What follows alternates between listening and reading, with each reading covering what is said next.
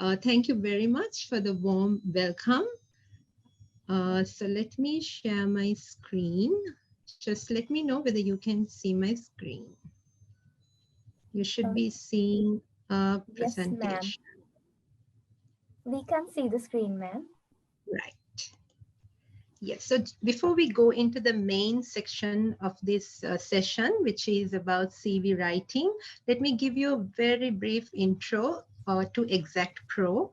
So Exactpro is a specialist firm that is focused on providing software testing services for mission critical technology. Our clients are stock exchanges and clearing houses worldwide. We have been in operation for over 10 years. And we are located across the world, covering different continents, as you see here in this picture. And this is a picture from our office with the team that was there some time ago. Of course, our team is growing at the moment. We are recruiting more and more people, more and more young graduates. And that is one reason why we thought it will be interesting and it will be useful to have a session regarding CV writing so that we can give you some useful insights and tips and tricks which you can use when sending your CV to us. So your CV is actually very important because it gives a glimpse of who you are to recruiters, managers, and CEOs. So when you're constructing your CV or when you even start thinking about your CV, you should be thinking about to whom is it going. That's your audience. So that audience consists of recruiters, could be HR managers and business managers, technical managers, and CEOs who are decision makers. So one thing that you need to keep in mind when doing up your CV is that your target group or your audience consists of very busy people who have very limited time in their hands. So you have to take the opportunity to create the best impression you can with your CV when you're doing up you should put the effort to create the best impression you can when you're doing your CV. And also, this target group or the audience that I mentioned earlier, which consists of recruiters, managers, and CEOs, are also getting a whole lot of CVs coming their way. It's not just your CV that's reaching them, it's a lot of CVs that's going to them from different graduates, from your peers, could be your friends. So there is competition there. That's the very reason why it's important that you make your CV stand out so that they can select you, so they can shortlist you, so that you can go to the next stage of recruitment. And these business people or these business managers and decision makers want the best for their company. So they'll be scrutinizing your CV, looking and making sure that you have what it takes and you are the right person that they are looking for. So that's why it's important that you give an impressive CV and you make sure that you have included all what you should be telling those decision makers. And it helps to create a lasting first impression. Now, your CV is the first point of contact with a potential employer. So it's important that you make a positive first impression, because first impression matters a lot. If the first impression is not that great, it's very unlikely that you'll be proceeding to the next level, which is getting shortlisted for an interview. And it's also the first of many important steps in your journey of looking and applying for jobs. Now, on the right-hand side, there is an image which shows the kind of steps that you have to go through before you are hired. So you send in your CV, you go through an interview, there could be a skills evaluation that happens, there could be an assessment, a practical test, in some cases, there are more than one interview that happens. And then finally, you are hired. So for you to get to that point, which is getting hired, the first stage that you have to go through is getting your CV shortlisted. To get your CV shortlisted, it has to be impressive. It has to stand out. It has to be a level higher than the rest of the CVs that the decision makers are getting. Yeah, so we'll just look at the types of resumes that are there. A resume, a CV, you can use it. Both mean the same thing, actually.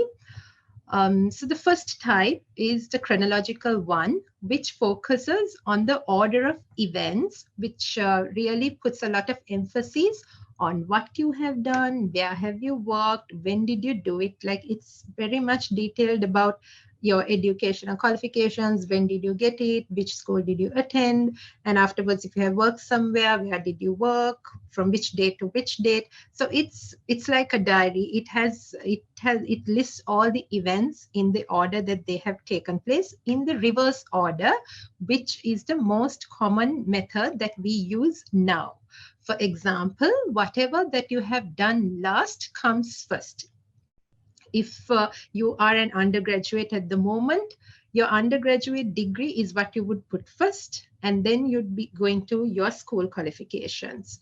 And then there's something called the functional resume, which focuses on your skill set. So this highlights the skills, competencies, the different types of skills that you possess on your resume. So the kind of resume that you choose to use purely depends on the kind of job that you're applying for or the role that you are applying for. So let's do a side-by-side comparison of these two. So the one on the left that says chronological, you can see it lists their work experience according to the dates, their education, certificates, all of that with the dates there. And there's just a little bit of emphasis here on skills. There isn't much, but there is, at least a small space that is allocated to talk about skills. And then you look at the functional one.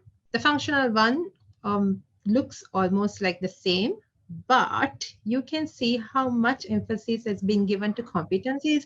They've divided into sections: professional, personal, specialist, and then skills separately, professional and personal skills. And then there's a little bit, a small summary about the person.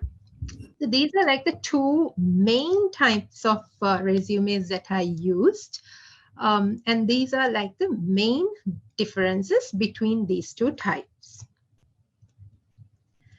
And combination resume, that is a mix of both. That is where, when you want to maintain a balance, where you have considerable amount of skills that you would want to talk about, but you have also spent your time acquiring qualifications, acquiring certifications, going for internships. So you also want to talk about that as well.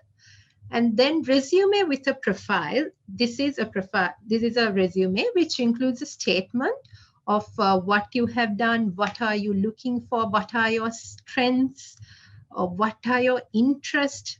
So if we go to the previous slide, this part in green is the summary part or the profile part of the resume. So this would tell about, who they are, what drives them, what's motivating them, what's their personal strength, and what are their interests and passions.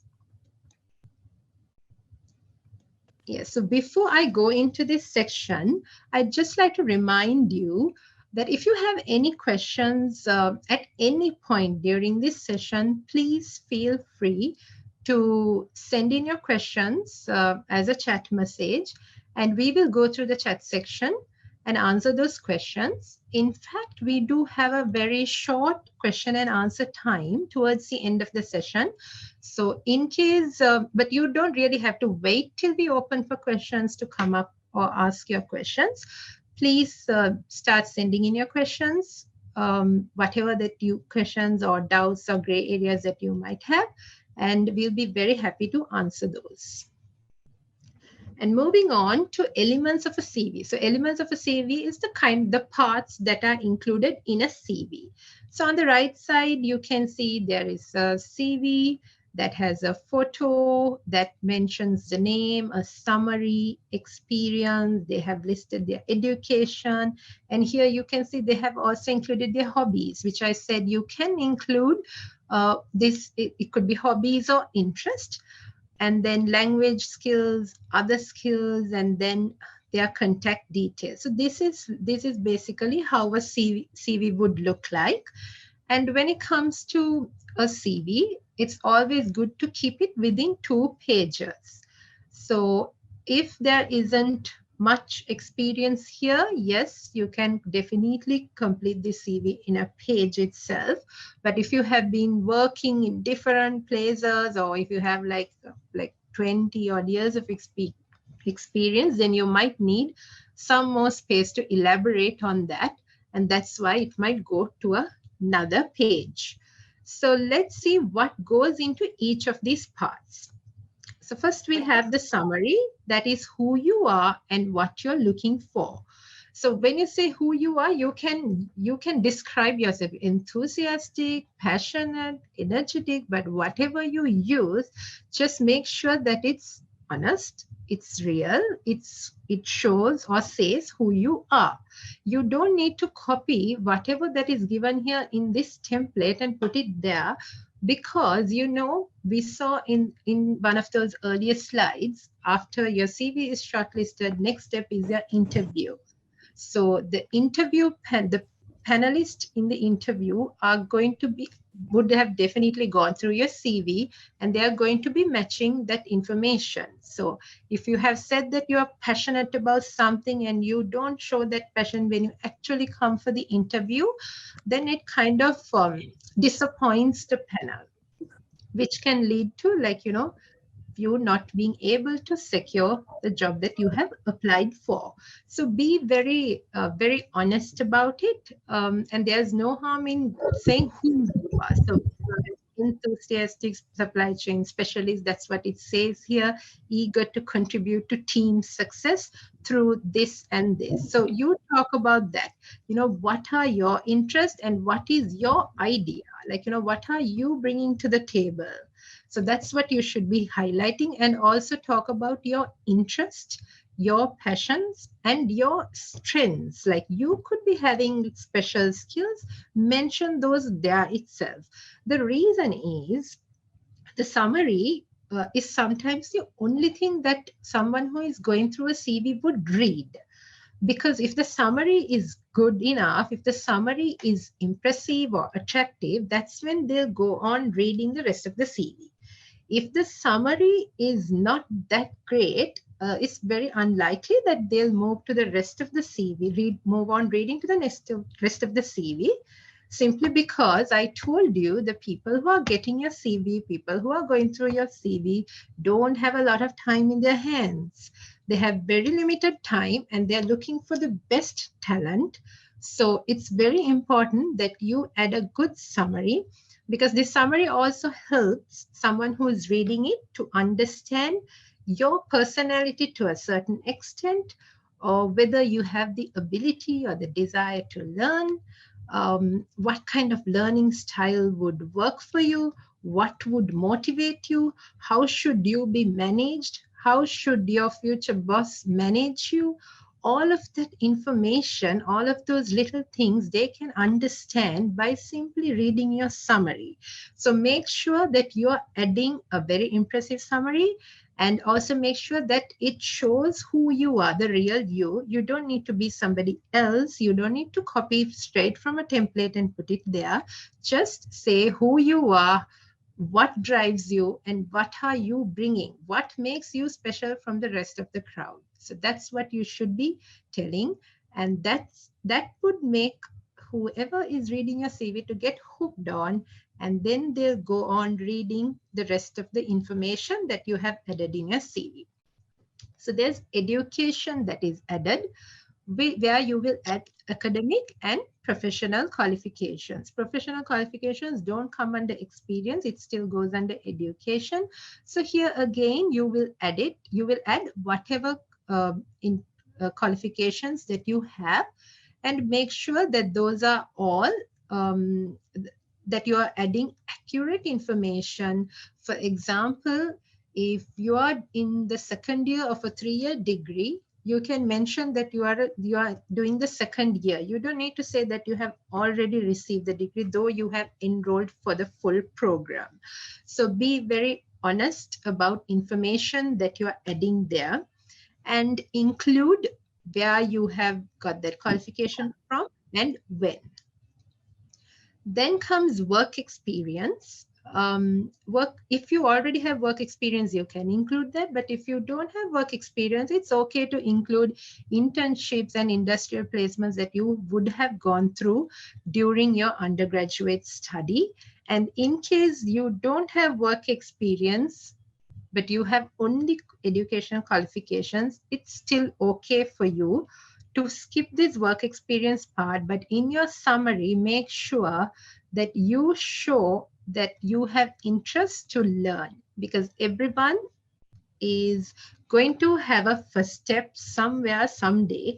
So not everyone is going to come with work experience. So in case you don't have it, in case you haven't done any internships or industrial placements, depending on the kind of area of study that you're involved in that case, you just need to, because you're applying for a job, you need to show enough interest to learn new things. That's very important, because for someone without experience, what a person reading the CV would expect is that you should be someone who likes to learn, so that they can teach you, they can give you the necessary training, and then you'll be able to manage on your own. And then comes achievements. So these are awards and recognitions which you might have received maybe at your school or at the university, or if you have worked somewhere, then at the workplace.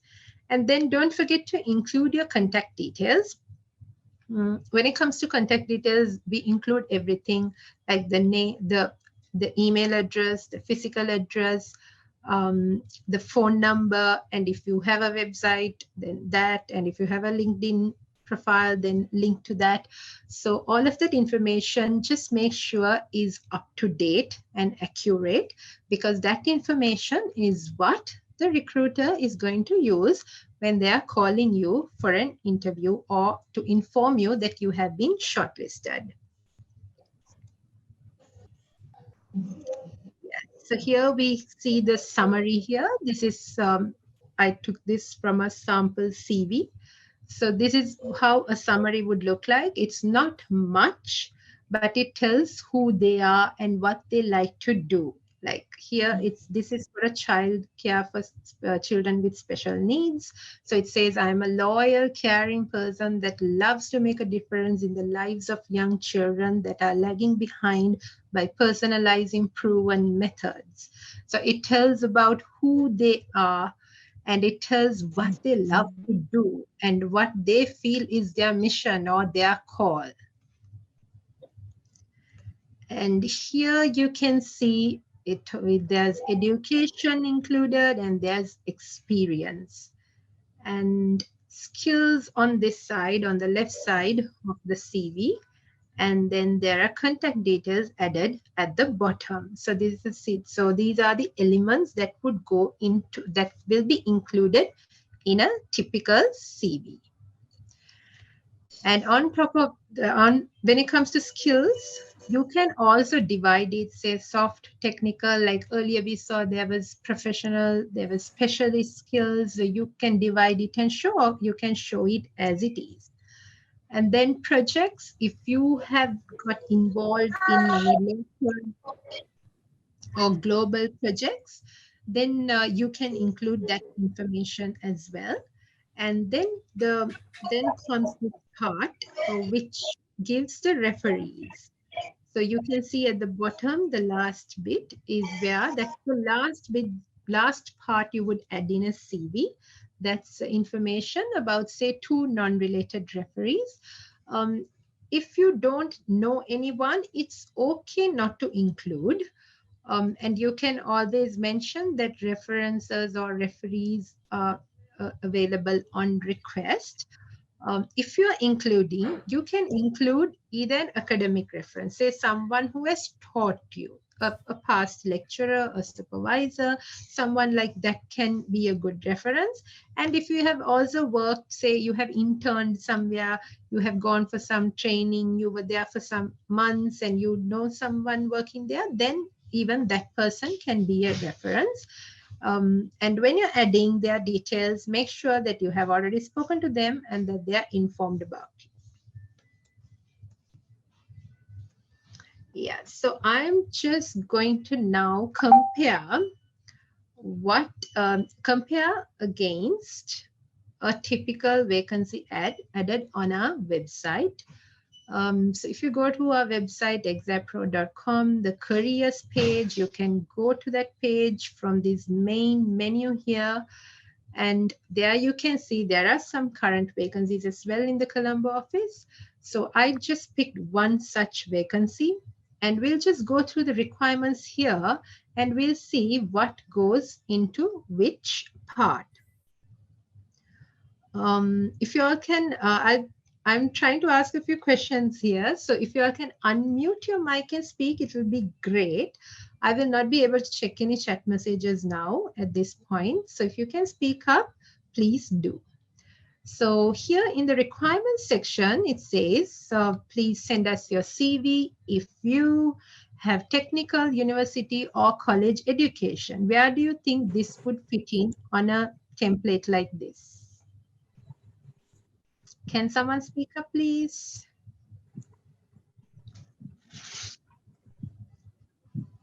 So I'm guessing there's no one to speak here. So this part is quite self-explanatory. It says education there itself. So here it will go to this part which lists their education. In this CV, it has bachelor's and master's here, but you will include what you have in this part under education. And it also requires that you have minimum 2 years of experience in software testing. Experience within the fintech area would be a plus. So when you come across a requirement like this, where would it go? It should go into the experience section that is here. You have to mention what was the designation that you held and where did you work and from when to when. And this also has a part that says experience within the fintech area would be a plus. Would be a plus in a sense, it's an added advantage for you to have experience in that domain, but it doesn't say that you should be applying only if you have experience in that domain. So it's okay. Even if you have experience in a different domain, still apply. Yeah, can someone please unmute? Yeah, thank you. Yeah, so even though you have experience in a different domain, you still can go ahead and apply for a position like this because it says it's an added advantage, which means you will have a higher chance of being shortlisted, being shortlisted and going to the next stage when the CVs are checked against multiple CVs that come from people with experience in different domains. And there's also, it says, have hands-on experience with SQL, Linux, and here it talks about English language skills. So these are the things that will go into this part. So you will have to, so this is how you would structure your CV, looking at what has been advertised. So when you're constructing a CV, one thing that you should consider is it has to be customized.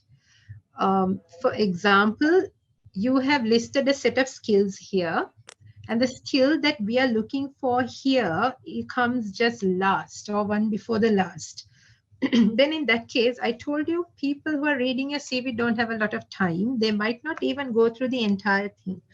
So whatever comes first will capture their attention most.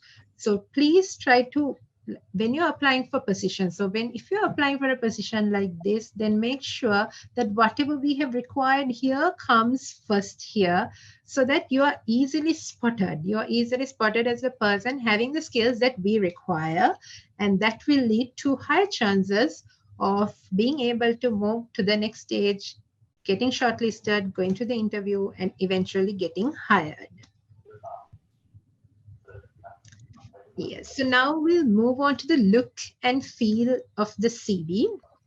So a CV obviously should look professional because you are applying for a job. So you should show serious intent and commitment in that case. So that's why it has to look professional and neat. So this neatness part is required because, as I told you, that people have limited time, and you need to make your first impression, your best impression, within the first 1 or 2 minutes of them taking up your CV.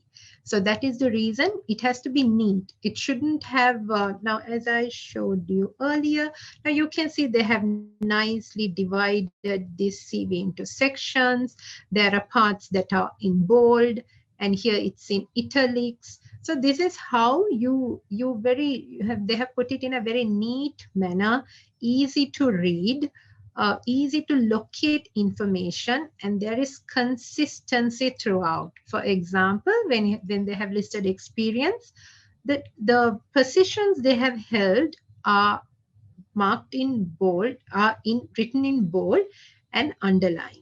And the places they have worked are in italics. So you see, and they have aligned the dates in this manner.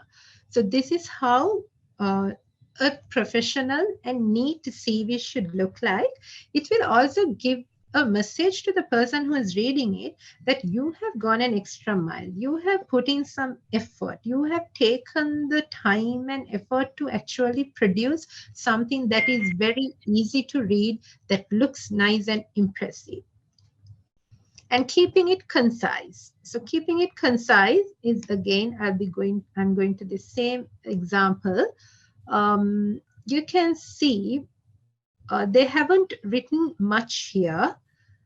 What they have written is 5 lines for all of the for one particular position that they have held, but even 5 lines can be too much at times. It depends on the kind of position that you have held.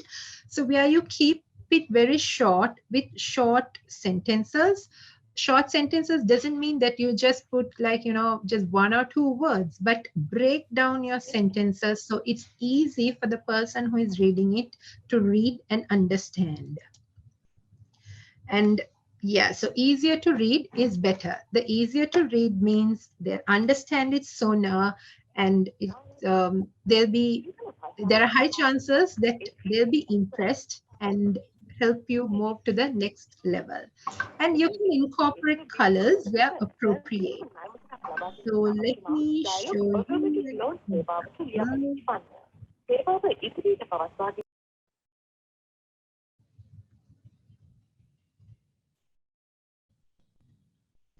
Yeah, so this particular CV is quite colorful.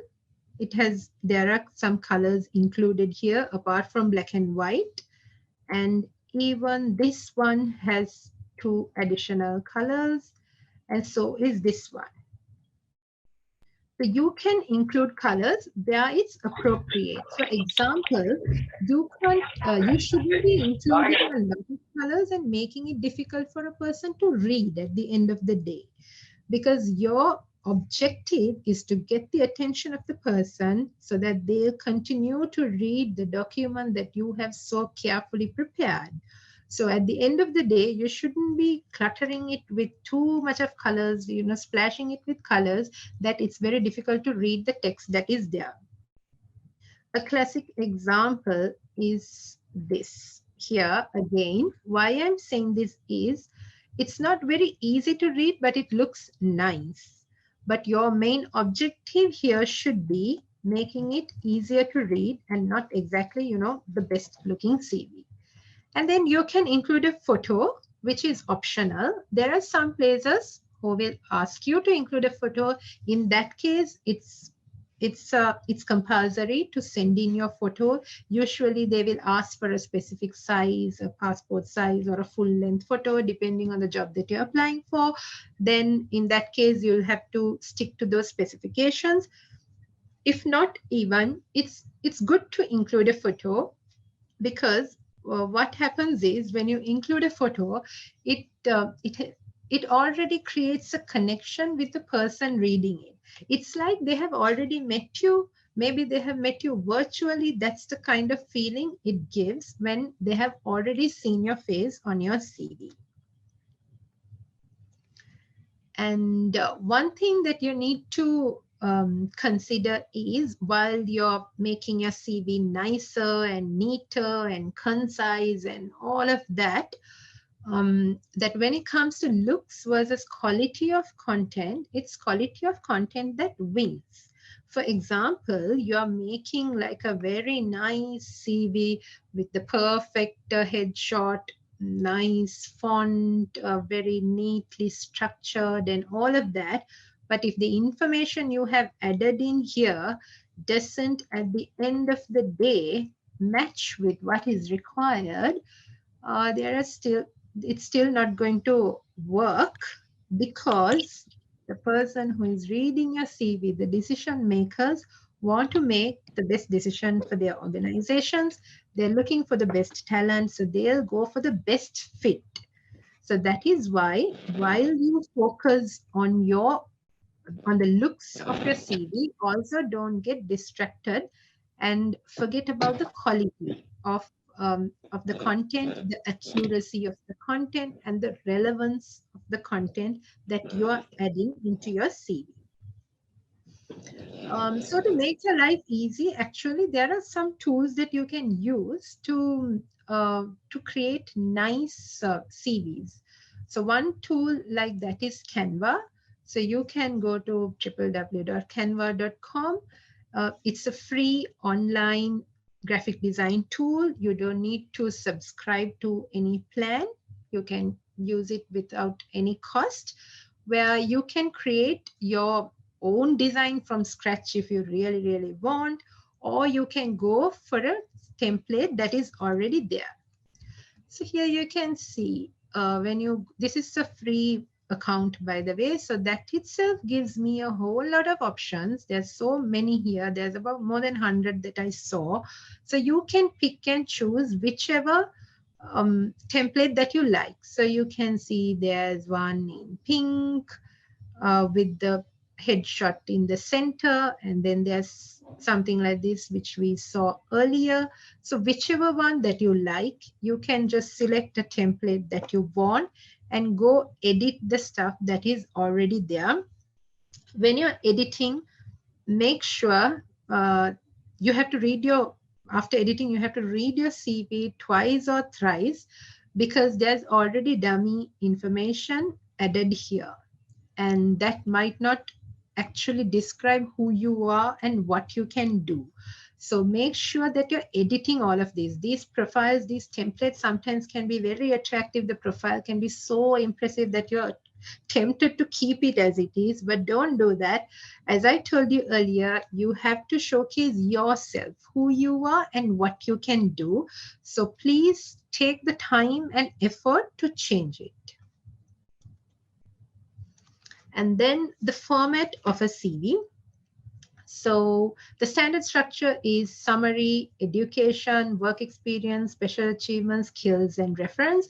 We looked at each of these things in detail, so I don't need to be repeating that again.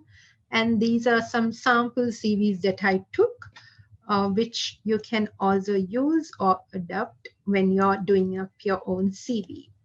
And then when it comes to photography on CV, I told you it's not a must, but it's a good to include one. So you go for headshots. Headshots is where your face and your shoulders are covered. You don't need to go for full length ones. And when you're taking a picture or adding a picture like this to your CV, make sure the background you don't blend into the background. For example, if there had been a black background here, the person's jacket or the person might not, really might not be highlighted. So that is why you need to go for the right background colors. It's good to avoid like printed backgrounds. It all depends on the kind of shot that you're taking. And also you should use enough lighting and natural lighting wherever possible. Make sure there are no shadows and shapes appearing on your face when a picture of this nature is taken. And the don'ts in photography on CV is you have to avoid cropped images.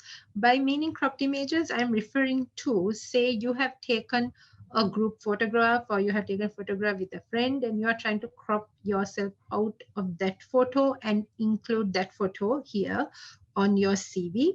When you do manual cropping like that, things can go wrong and sometimes it can look distorted and there can be other objects appearing on your image. So it's good to avoid such cropping and make sure there's no text going over your photo and no full length shots. So there's a side-by-side comparison of a good shot and a not so good shot.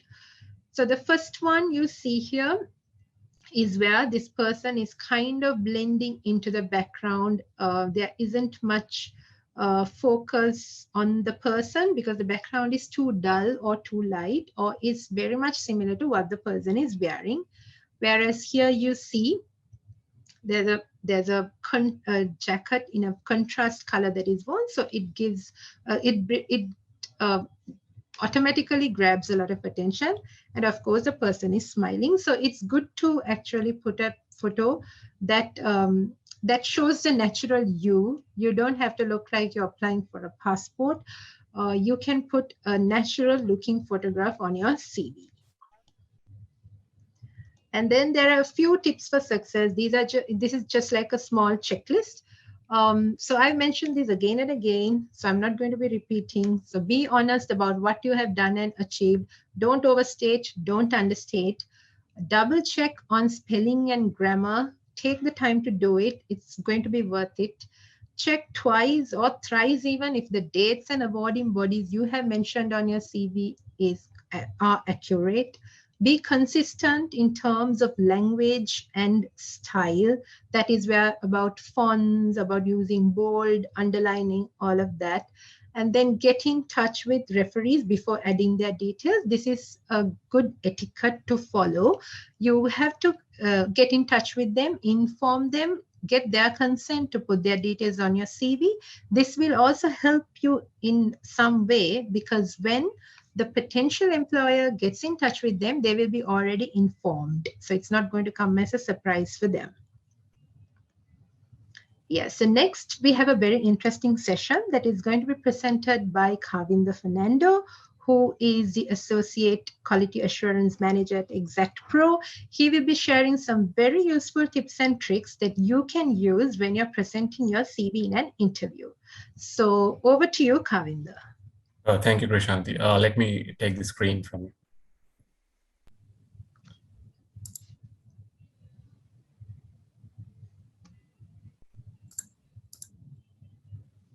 So the prior session was like all about how to build an effective CV.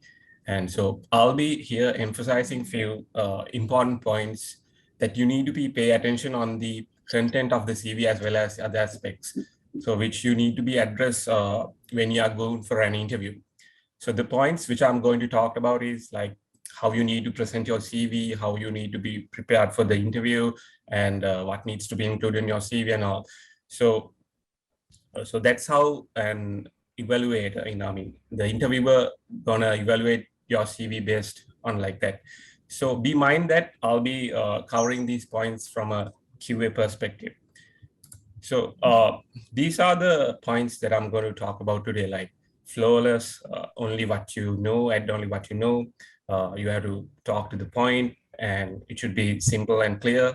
And especially, very importantly, you should be able to align to the job role what you're applying. Right?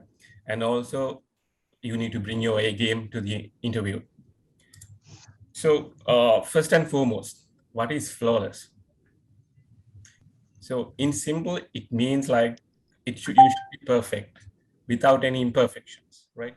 So you need to be flawless when you're answering on the questions that you have, I mean, what you have mentioned on your CV. From the beginning, where you give your self-introduction, then your academic background, your provide perfect information. So not only that, especially when you get the opportunity to express your university projects, research, or any other extracurricular activities that you have been given. And so you make sure to be flawless on those areas as well.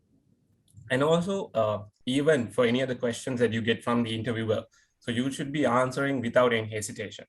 So why should you do that? Because it gives the first impression that you are confident of what you have done and you have done that particular task actually.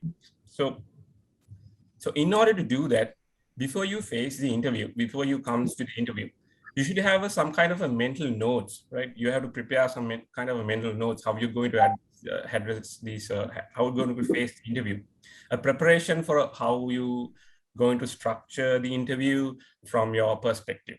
So additionally, you need to prepare the key points that you're going to highlight in the interview itself. So what happens if if you are unable to be flawless, right? So definitely it gives an impression that you might have not been involved in what you have mentioned on your CV, or you have no idea of what you have doing during the past projects or in your academic areas. So this is critical, right? You should make sure that you flow as a river when facing an interview. So I'll give you an example. Like if the interviewer asks you to talk about the activities which you have carried out on a particular project, which you have done during your university time, right? You should be able to take him through from the beginning to the end, like how you started gathering requirements, how you designed your test cases, how you identify the test scenarios, and so on. So that's how you could be flawless. Like you should take him through from the beginning what you have done and right till to the end. And the second point, which I want to emphasize, is that you should not anything add which you have not done in your university, or if you have done any internship in a previous workplace, like technology which you have not done, or processes or skills which you are not familiar, right? You should not tweak your CV to get the job. So instead of what you should include the right level of your abilities and experience, right? For example, uh, if you recently start self-learning a new tool or a technology, so you can add that into your CV and mention that you are self-learning to the interview panel itself.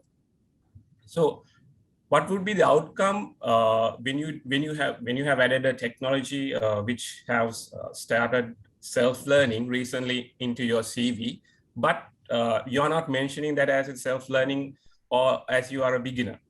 So the interviewer sees that and starts evaluating you on a particular level, right? So even if the interviewer is an expert on that particular area, so he or she should deep dive and ask questions from you. So what will happen? Since you are not much familiar or you have no hands-on experience, you would give some incorrect answers, or you could not answer at all.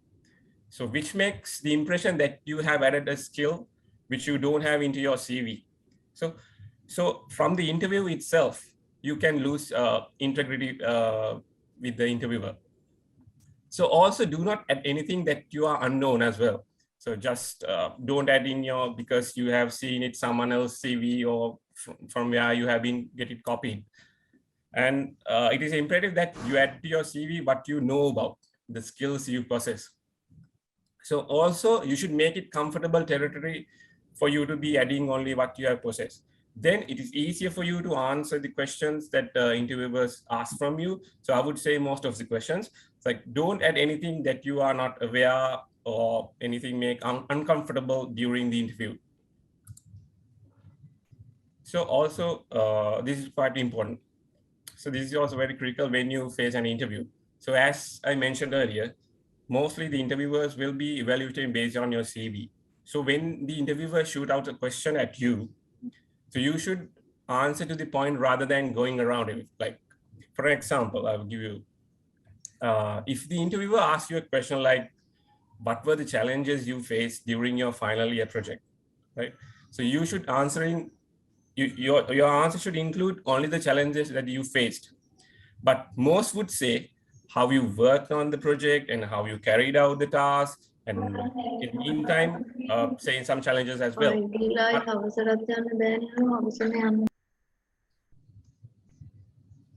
But when you're answering to the point, you should only specify the challenges which you came across. So because interviewers' expectation is that always, like if you go to any interview, that's what they are expecting, to be answered to the point. So on the other hand, when you go around a question, the interviewer gets a chance to provide more and more questions from you, and he has a chance to deep dive into a particular topic. So this might be a disadvantage for you as well if you have no knowledge or of depth on that particular area. So when you go around the questions and answer rather than giving into the point, so you will be leaving behind your valuable time for an interview. Interview might be a one of a lifetime chance, like which you get which you get. So you could be able to showcase yourself and win the opportunity. So make sure you answer to the point and don't waste time. So in addition, you should never hesitate to clarify what is unclear. So this is an important point as well. So anything that an interviewer asks from you, if you don't get it clear from the first instance, you have all the right to ask it again and get it crystal clear. And also it is very important that even after creating out questions, if you don't know something that you have no correct answer for that, then you should say that you don't know, rather than giving unnecessary answers or doubtful answers, which leads again more and more questions which you are unable to answer. The next step is like simple and clear. Your CV should be comprised with simple information and clear details which should be understandable to the interviewer, right? Providing information which are like complex and which are related to the context that you are only familiar would not be appropriate.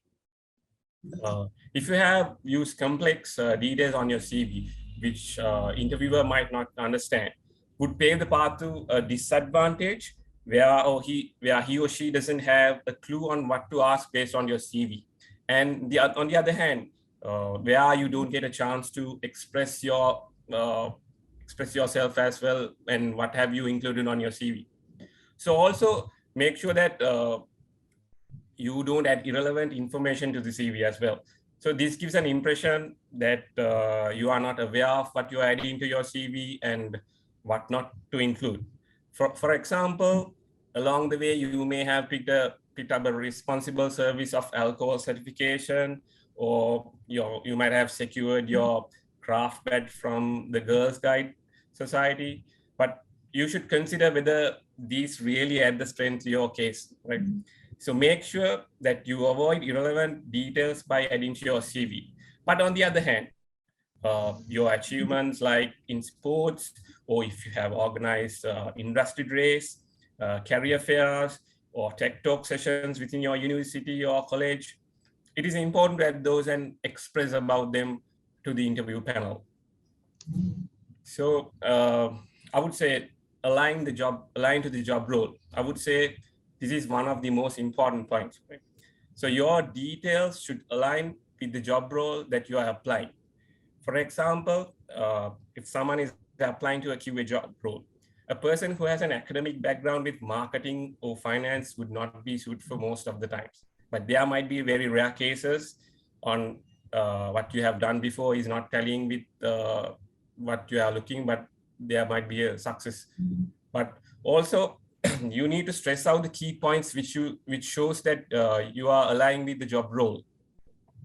For instance, like if you are applying to give a job, as I mentioned earlier, you should stress out on how you carried out testing on your past project, university past projects, why it is important to have a testing phase, and in a project likewise, So if you're applying for some other role like developer or BA even, you should construct pitching yourself according to the role itself. So on the other hand, if you are applying to a QA role and you keep emphasizing about the product development and coding standards, I would not think that you would make a good impression or alignment of your skills to the interviewer. So I repeat it again, right? You need to stress out the key points of your details, how you aligns with the job role. As I mentioned about, showcase how you did make sure that you have captured all the requirements, how you have used test design techniques to derive test cases in your university projects or where you have worked previously. So you should always need to convey the interviewer that you are fit for the role of the job. So moreover, as a candidate, you should showcase your learnability and adaptability and positive attitude to the interview. That is quite important as well. So as freshers to the industry, you may not have much of experience, much of past experience. In that case, showcasing that you are an adaptable individual and you are able to learn quickly and develop your skills within the positive attitude to be successful, definitely give a good vibe towards the interviewer to make a favorable decision. For example, if you get a question like, if you are selected to a particular company and added to a project with a domain which you have no idea, so how would you progress? So what would be the answer that you should give? So your answer should be like something like you would be referring to internal materials to grab the domain knowledge with a minimum time frame, put some extra effort. If anything not is clear, get it cleared by your colleagues without waiting for someone to come and ask. And importantly, search. If you don't know something, you should search it on the internet itself. So likewise, so you should show that you are learnable and you have a positive attitude to adaptability, and you have very positive attitude towards the job role. So even in Exactpro, when we conduct interviews, we go through the candidate CV and verify first whether it's aligned with our job role.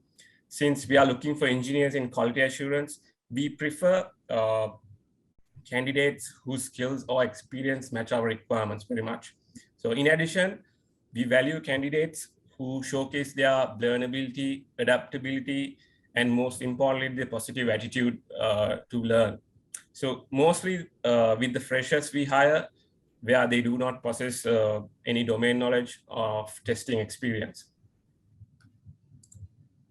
And last but not least, the point I want to talk about here is that you need to prepare your answers by combining your analytical skills, right? So interviewer, for the most of the time, would be questioning about your past projects, right? Based on those, interviewers most ask questions which require you to apply your analytical skills and come up with answers. Analytical skills are the traits and ability that allow you to observe, research, and interpret a question in order to develop a complex ideas and solutions. And analytical skills are important because they allow you to find solutions to common problems and make informed decisions about which actions to take next. Understanding problems and analyzing the situations through a viable solution is a key skill in every position and at any level. So in the process of the interview, you might receive an use case where you have to derive a few test cases or scenarios for that particular use case. In those situations, you have to bring up your A game and use your analytical skills and apply them, come up with the correct answers. So I would say, if you have used those analytical skills and thinking and already have been used in your past university projects, so this would be an easy for you to apply the same in the interview itself. So in addition, you need to showcase your enthusiasm as well to the interviewer. So enthusiasm is just as important as experience, skills, qualifications, and other credentials. A candidate demonstrating a positive attitude and eagerness to learn will definitely have an advantage over a candidate who displays a disinterested attitude. So one of the best ways to show enthusiasm in the interview is to ask a lot of questions from the interview panel itself. So topic you can ask about are like the job duties and what are the responsibilities that you will be getting in the job, the training that you'll be receive, what kind of a training, and what are the goals and expectations in the role. So likewise. So we as Exactpro, as a software testing company, the candidates we look for the roles which we have should possess thorough analytical skills, because what we test here is not simple solutions or systems. The business we carry out here has an immense impact on the world's economy. So I would say it's mission critical. A very tiny mistake would make a loss of billions of dollars. To test such systems, you need to create complex test cases or test scenarios. So having good analytical skills is very much important when you are thinking the context of the Exactpro. So also having good mathematical skills is also essential, because you may come across various calculations during testing phases. So apart from those, knowledge on Linux or SQL would have a definite advantage when you're considering Exactpro. So in summary, so I was pointing out some of the essential and vital facts which most of you would not consider, but which are utmost important for you to be considered when you're creating your CV and be presenting it to the interview. So, and also to be successful in the interview. So hope would have given some idea and value to take with you. So if you have any questions, please drop in the chat. Happy to answer for those. Thank you for your time. Krishanti, over to you. Thank you, Kavinder.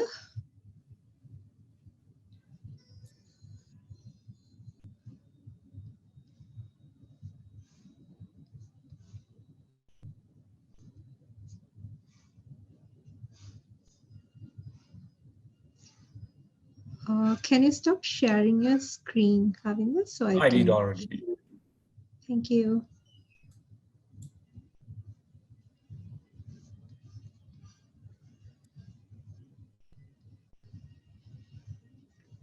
Yes, so now we've come to actually the final part of this session. This is not going to take even 5 minutes.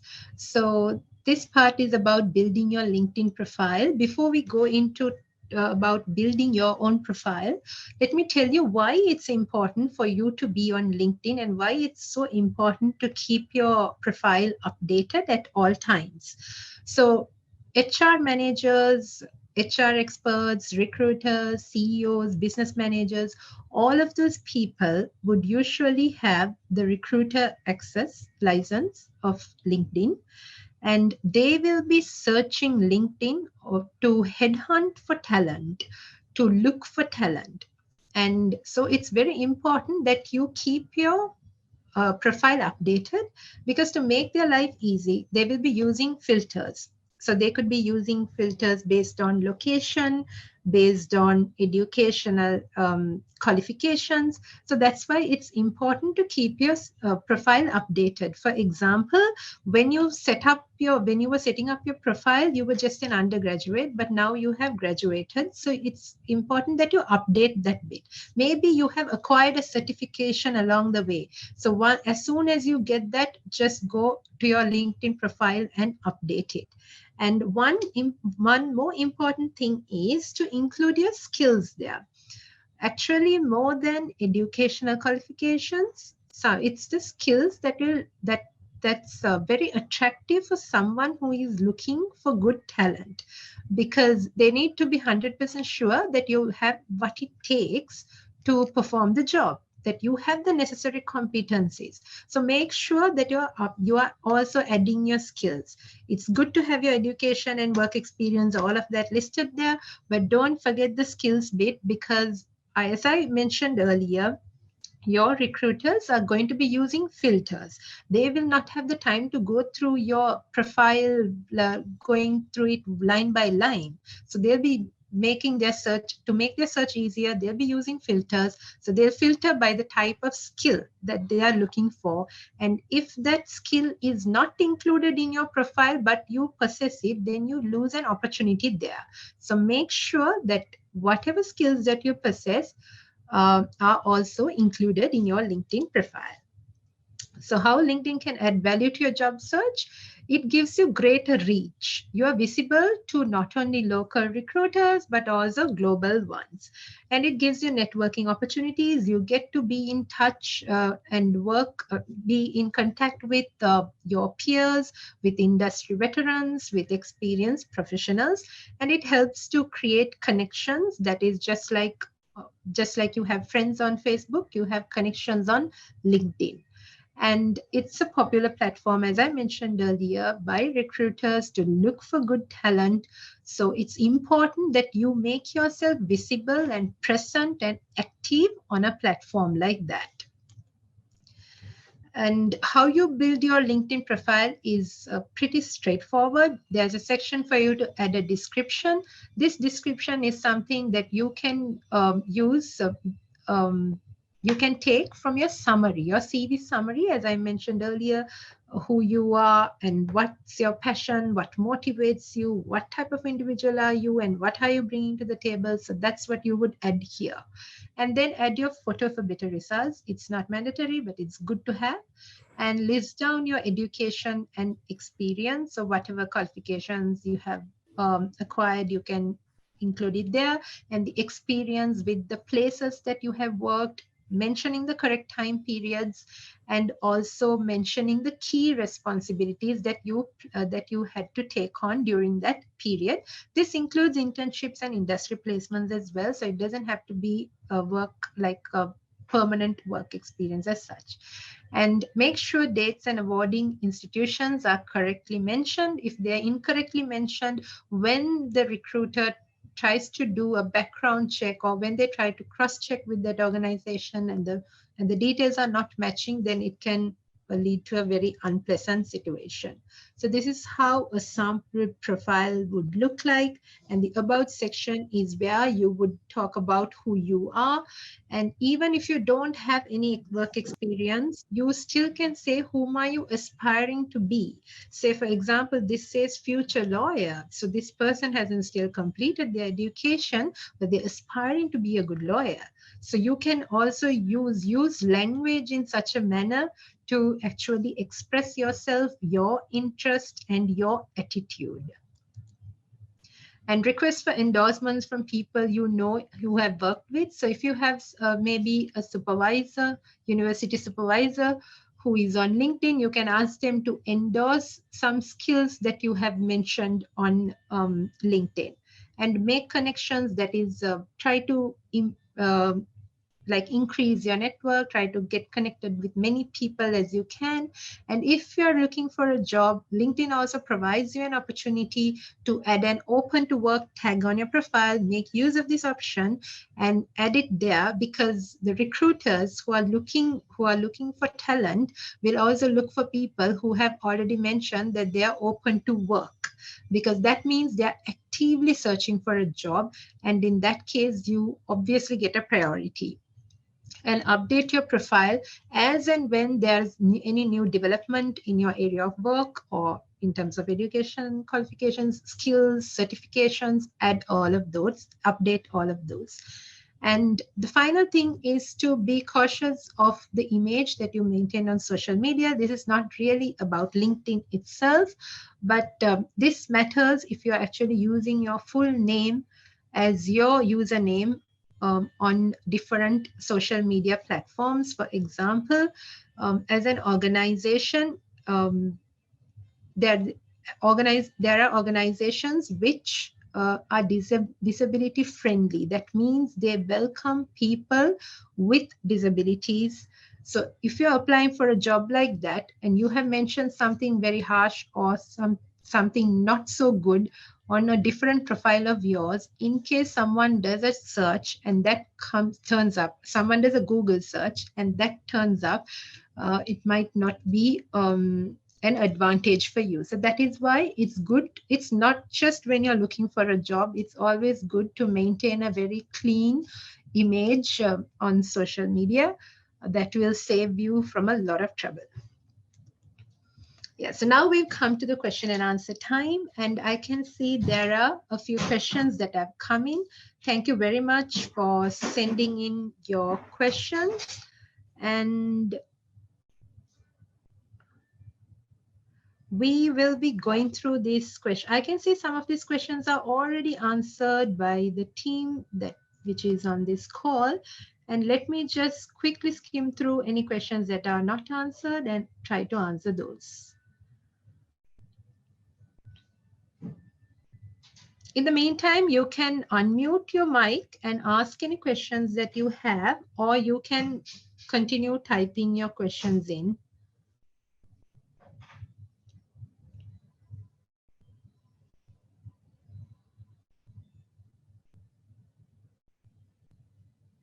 Yeah, so there's this first question. Does a gap in the CV always look bad? Is it all right to take break to be able to perform much better afterwards?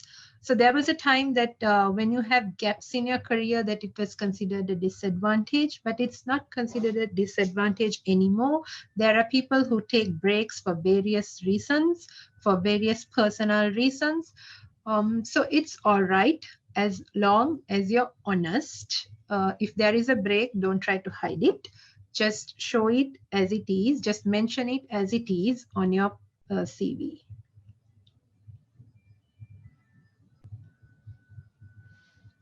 Can I put work experiences which I don't have certificates to show? If the work experience is relevant to the job that you're applying for, it's still good for you to include it. And just for your own good, it's always good to get a letter from wherever that you have worked so that you can keep it for your records.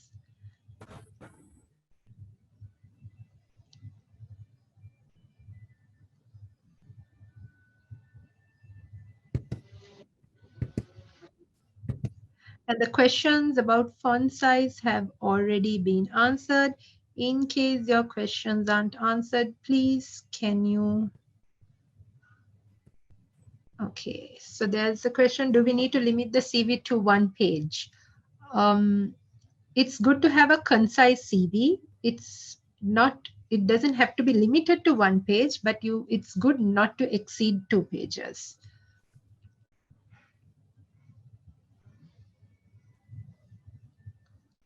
Is that okay to post past events in a new LinkedIn account, as we cannot backdate the post on LinkedIn? Yeah, it's perfectly fine. You can talk about, and if you have just opened LinkedIn account, we'll say you're going home and you're opening a LinkedIn account now or today, then in that case, you can talk about something that happened a month ago, maybe an important event where you can talk. It's like a throwback. You go back and talk about what you gained out of it, or what was the role that you played there.